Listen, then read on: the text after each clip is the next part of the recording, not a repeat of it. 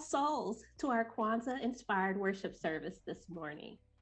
I am grateful that I am part of a faith community where we are curious and as respectful as we can be to sources of wisdom not originally our own.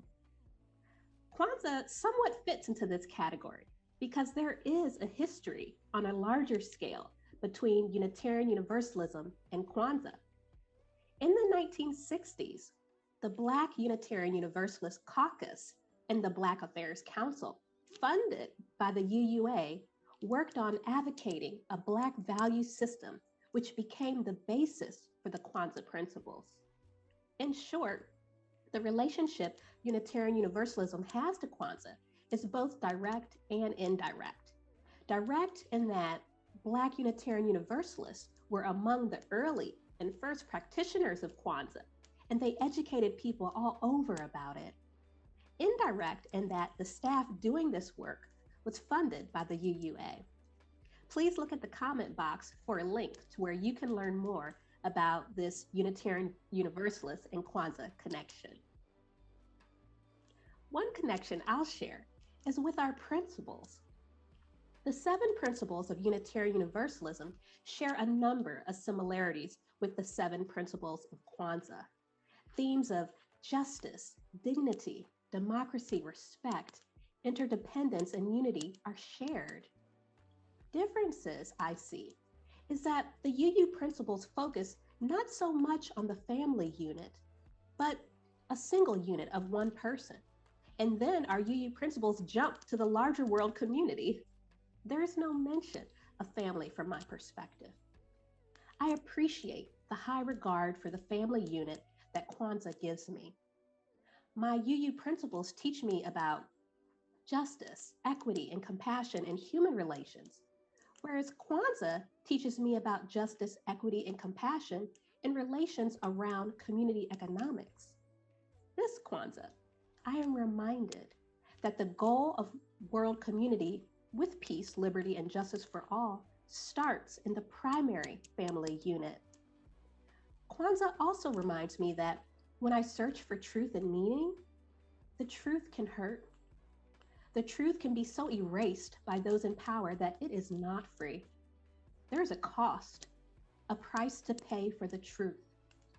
And yet, as it said in John 8:32, verse 32 of the Bible, the truth will set us free.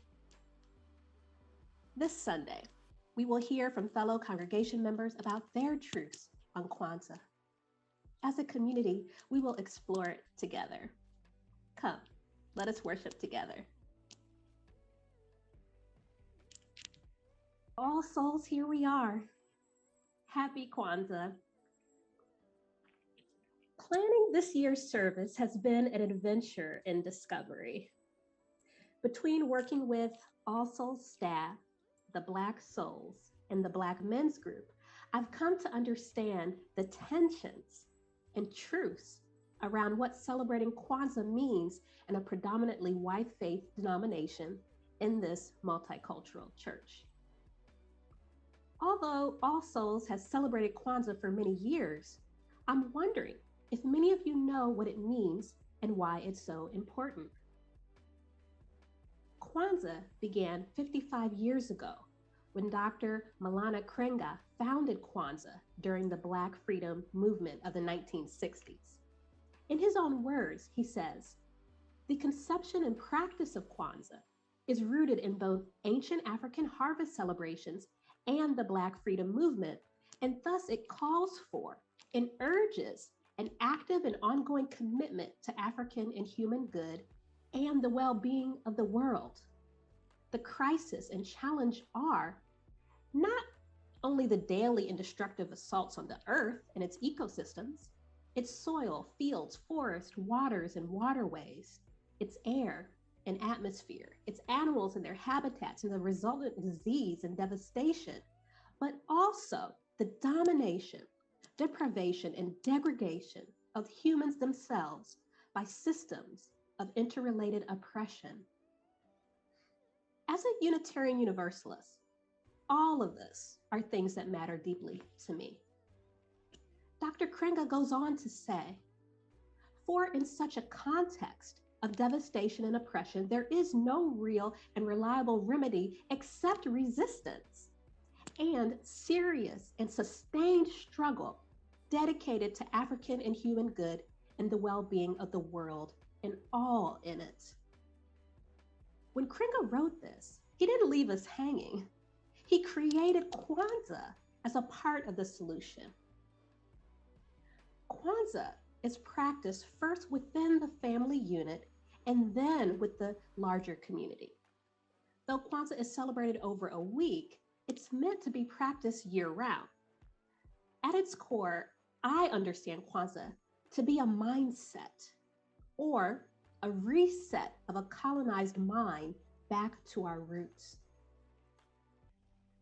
The Kwanzaa mindset is that we are all stronger and safer when we are united, that we must continue to fight for and claim our right for self-determination. We can and should speak for ourselves.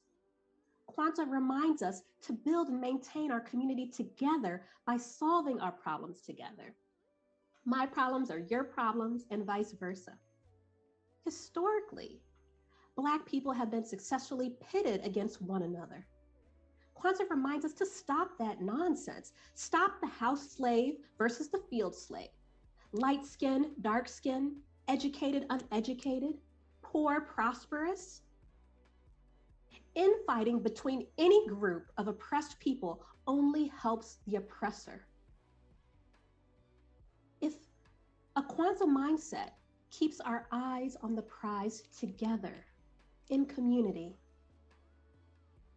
Kwanzaa charges us with cooperative economics, which means building and maintaining our own stores, shops, and other businesses to profit from together. Having independence and prosperity is powerful, powerful. We should not forget the lessons learned from the thriving Black business community known as the Black Wall Street in the Greenwood District in Tulsa, Oklahoma. Racist white riders bludgeoned Black people in their own homes. Make no mistake, prosperity is a threat to white supremacy. The first major protest against racial oppression began in the 1960s with the Montgomery bus boycott. From sit-ins to Bloody Sunday, by the end, voting rights legislation was passed, and much was done to raise awareness around the disenfranchisement of Blacks in many areas, such as housing, jobs, and discriminatory government policies. And there is still so much work to do. This year, 2021, this year was unprecedented, where 19 states enacted 33 laws to make it harder for Americans to vote. Black bodies continue to be disproportionately imprisoned in corporate-run for-profit facilities where prison labor exploits people.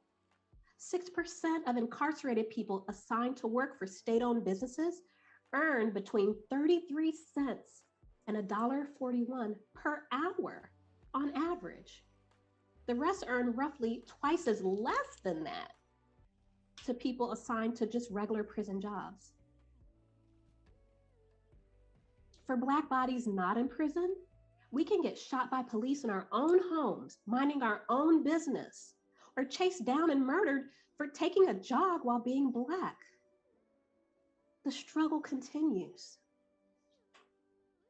As I mentioned earlier, the Kwanzaa mindset says that if we start with the family unit, we start with the family unit. This is important because the family unit in the Black community is not to be taken for granted. During enslavement, Black families could and were often torn away at any time for profit. In 2021, many Black families are torn apart by community and state-sanctioned violence, imprisonment, drug abuse caused by self-medication, health challenges from the stress of living while Black.